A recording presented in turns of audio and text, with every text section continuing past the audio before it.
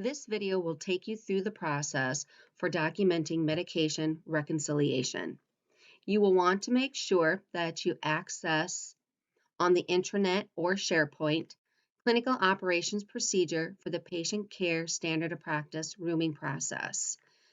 Within this document, it gives you all the information you need to know regarding medication list review, medication history documentation, over-the-counter medications, prescription medications, recorded as history medications, completed on, record DC, editing a SIG, unverified medications, aspirin documentation, and then the last piece, medication reconciliation, which is basically clicking the MedRec button.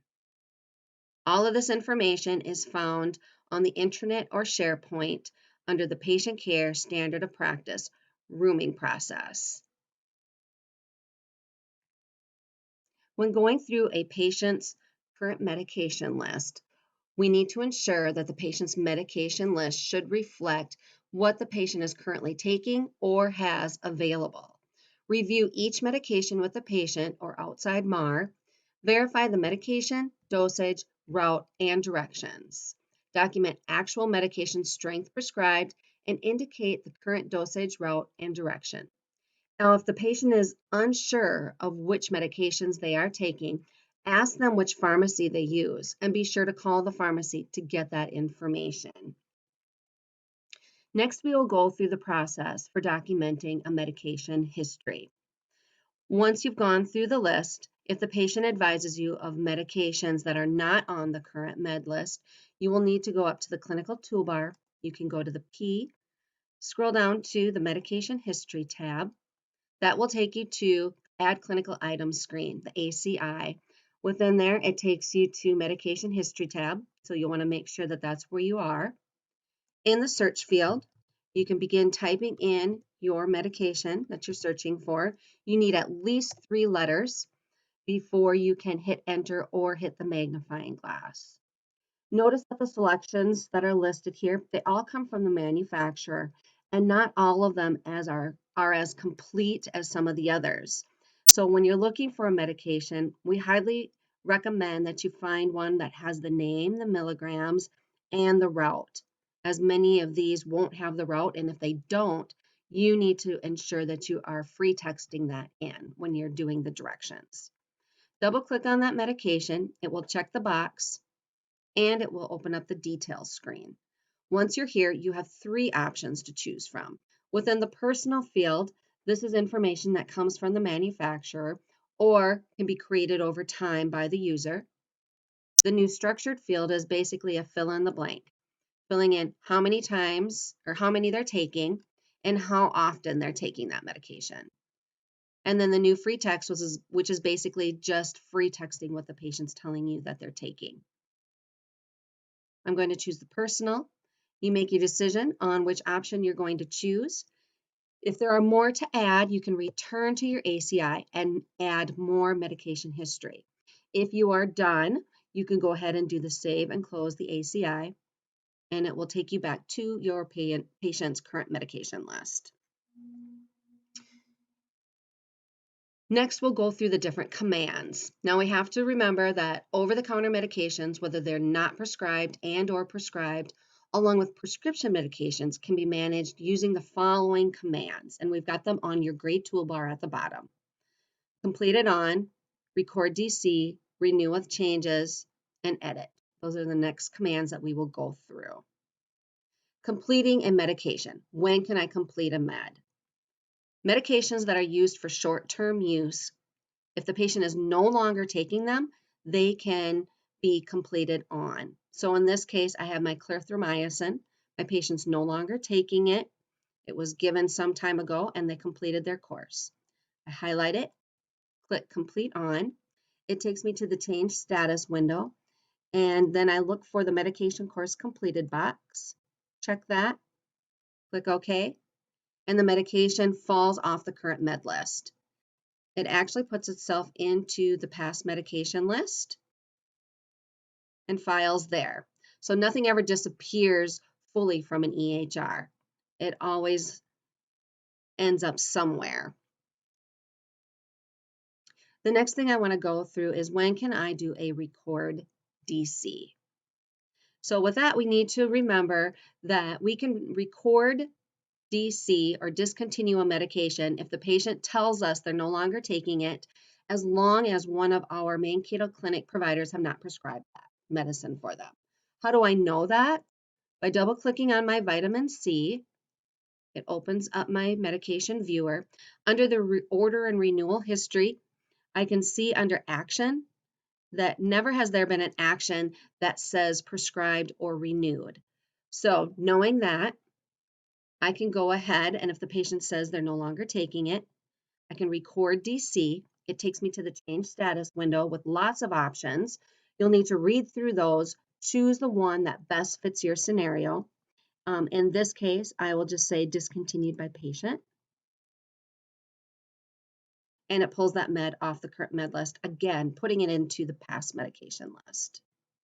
Now, if I come to my Claritin and the patient tells me either they're no longer taking it or they're taking it in a different way, I can double click on that and then to show you under the order renewal history, at one point in time, this medication was prescribed by one of the Mankato Clinic providers. So in this case, I would not be able to record DC this medication. However, what I would need to do is update the directions. And I do that by clicking edit. And if I am able to click on the new free text box, then I would be able to go in and attach to the directions what the patient has told me, whether they're taking it any longer or not. But in this case, I'm unable to do that. So we'll cancel out of there. And then I need to go to my renew with changes, which again takes me into the details screen. At this point, this medication thinks it's going to be prescribed. So what I need to do is shut off prescribing.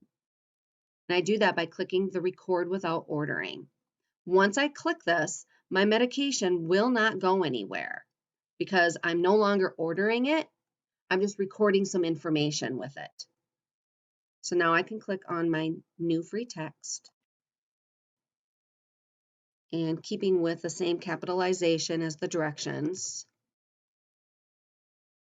type in what they've told me.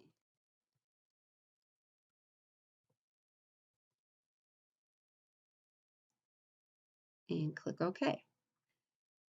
And in this case, that updates the instructions and the provider is able to see that. Now, that doesn't mean that you still can't have a conversation with your provider, letting them know if something has changed. That is always an option to let them know. Another example we have with that is our trazodone. Now I can see it's been prescribed at one time. So again, I would try to edit it. And if it doesn't let me get into the new free text box, then I need to back out, go to the renew with changes.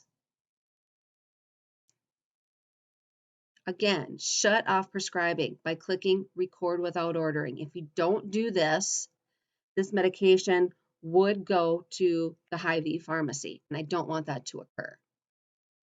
Click that, click the new free text, type in what they've told me.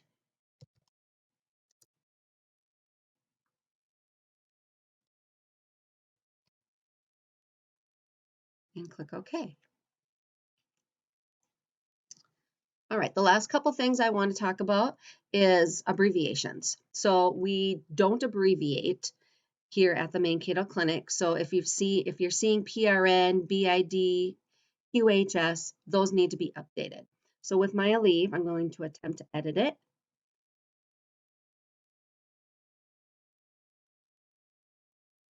And then I'll come into my new free text. Take that out. And then I also need to state how are they taking it? If they are going to take it, how much and how often?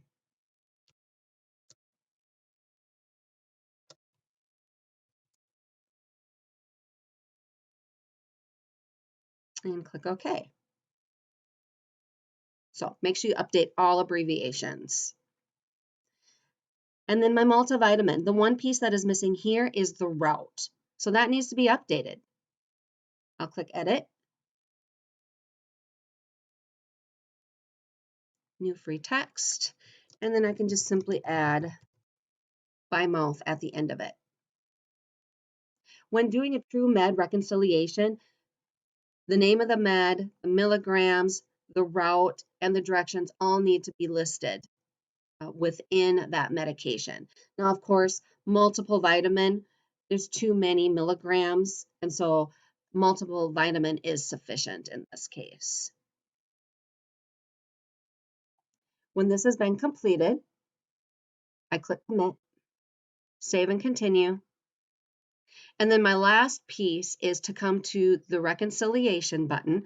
This would typically be yellow for you because your patients are booked on a schedule.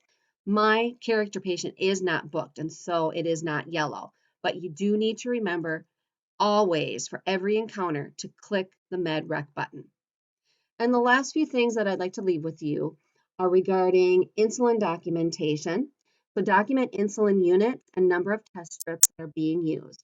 Pharmacies are required to indicate the estimated usage for a patient in order to process the refill request. The insulin sig should be populated as how many units the patient is using per day and not as directed. So be specific about that if you can. Regarding test strips, document the brand of the test strips and indicate how many times a day they are testing their blood sugar. And then the last one is unverified medications. So the unverified meds, this is a list of medications that are imported directly into the patient's medication list from the pharmacy, and they appear as unverified at the bottom of the patient's current medication list. I'm unable to show you that in this video, so if you come across one of those, you will need to either check in with your mentor, or you can always call EHR support at 2129, and we are more than happy to help you go through that workflow. Thank you very much.